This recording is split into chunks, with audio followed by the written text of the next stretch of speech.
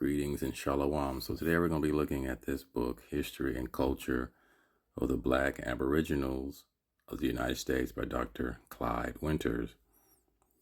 Now, upon a decade ago, upon doing my research, I concluded that majority of blacks are here from the Americas as the Aboriginal, Indian, or Negro tribes, with that mixture, of course, and then you have the Black Europeans, the Moors, the Welsh Saxons, and so forth, that different lineage, or the Jacobites. And then you have the West African Judeans, okay? Those three types that are in the Americas. And I've, with my own research, majority of so-called blacks are descendants of the children of Israel, okay? Take it with a grain of salt.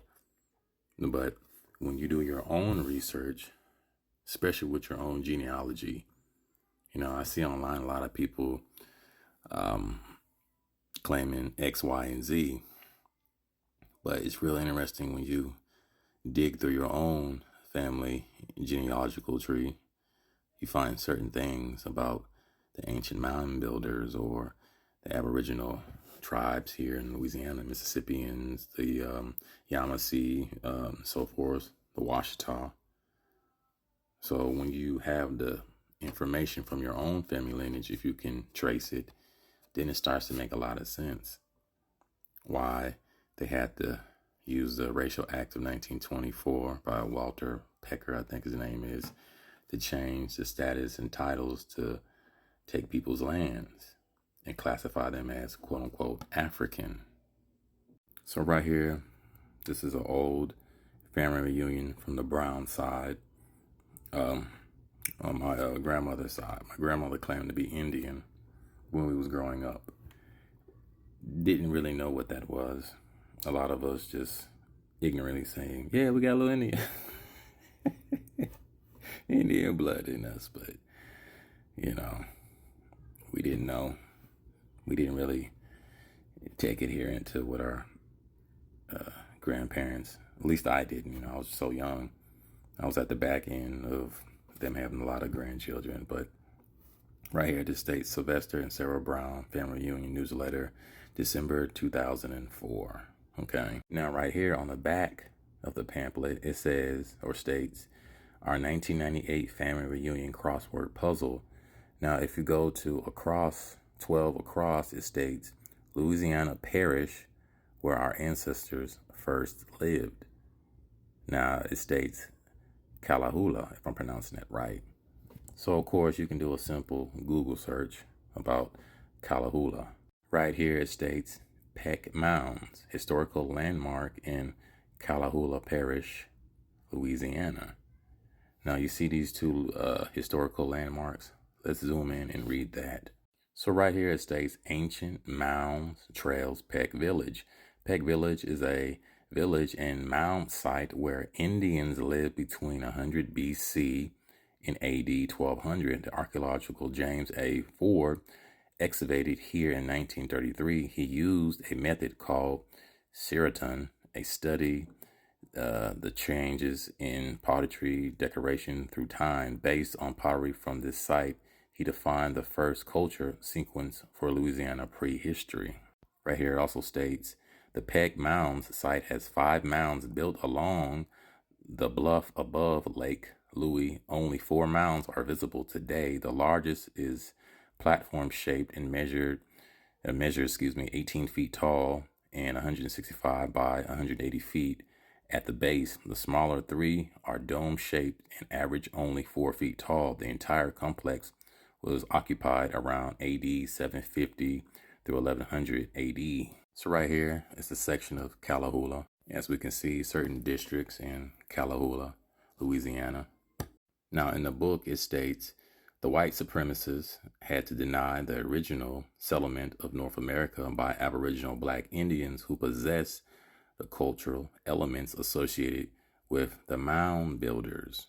Okay, they had to deny that Aboriginal Black Indians were the indigenous people because it falsified the concept of the manifest destiny of the white man to rule North America, because the archaeological evidence made it clear that a former civilization had already spread across the United States prior to the coming of the European the so-called black Europeans and the white Europeans as well. There was no Jim Crow during that time period, okay? We have to remember that. Jim Crow, segregation, that's all around the 1900s and whatnot. So right here it states, this view of the black Indians as slaves resulted from the fact that tens of thousands of Aboriginal black Indians were made slaves who worked on the plantations of white planters in colonial America in the Caribbean beginning around 1646. Remember that date. Aboriginal is defined as the people inhabiting or existing in a land from the earliest times before the arrival of the colonists. Right here it also states, thusly the black Indians are called Aboriginal, while the Mongoloid Indians are identified as Native Americans. Now we're going to look at this book again, Ancient and Modern Britain, Volume 1. Now we're on page 13, and it states, in addition to the black or brown and yellow races already spoken of as prehistoric Europeans, there is a theory that a copper-colored race closely akin to some branches of American Indians once inhabited Europe. Okay? Now right here it states, the Englishmen who had colonized the western shores of the Atlantic not more than a generation or two before, Gross spoke of the Indians there as being as black as gypsies. I repeat, as being black as gypsies. In 1676, the native races of New England were spoken of indifferently as Indians. Continuing on, 375, they were considered Indians and Moors, and our British Indians are also remembered as Moors, okay? Therefore, Gross is virtually telling us that large companies of Moors or black people roamed up and down the country more than 100 years ago. So now we're going to look at the American Dictionary of the English Language, Noah Webster's 1828. Right here it states Aboriginal. Aboriginal people are the first inhabitants of a country, Aboriginal tribes of America. Aboriginal, noun, a original or primitive inhabitant. The first settlers in a country are called Aboriginals, as the Celts in Europe and Indians in America. Then right here it states American, pertaining to America, noun, a native of America, originally applied to the Aboriginals, meaning what? The Negroid or certain Mongoloid tribes, or copper-colored races found here by the Europeans, but now applied to the descendants of Europeans born in America.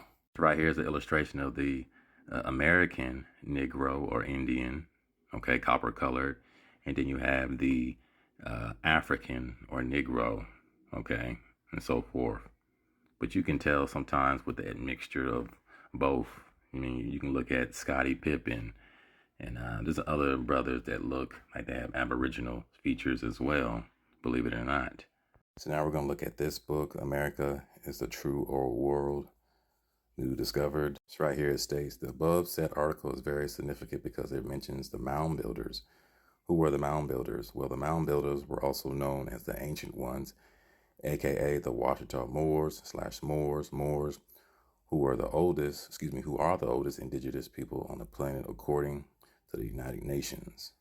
Okay, so now we're in the second volume of this book, and it states, the evidence suggests that the transatlantic slave trade story was told in reverse. Okay, it would have been a lot easier and a lot cheaper to just enslave the Moors/blacks that were already in the Americas and just transport them to different parts of the Americas, into Spain, Europe, and Africa, to disconnect them and separate them from their families. Figure 54 states, Hebrews, prisoners of war, slaves taken from Windward and Rice Coast, which was described as Senegal, and also from the Gold Coast or the Slave Coast, which covered Ghana and areas such as Nigeria and Benin.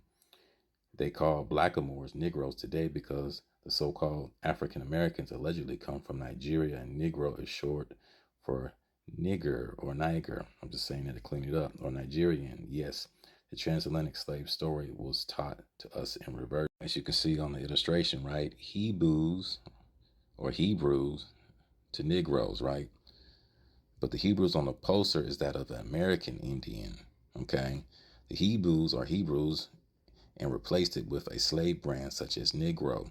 Yes, this was all done for land rights to hide the identity of the chosen people so that they could be reclassified as property such as Negro black color and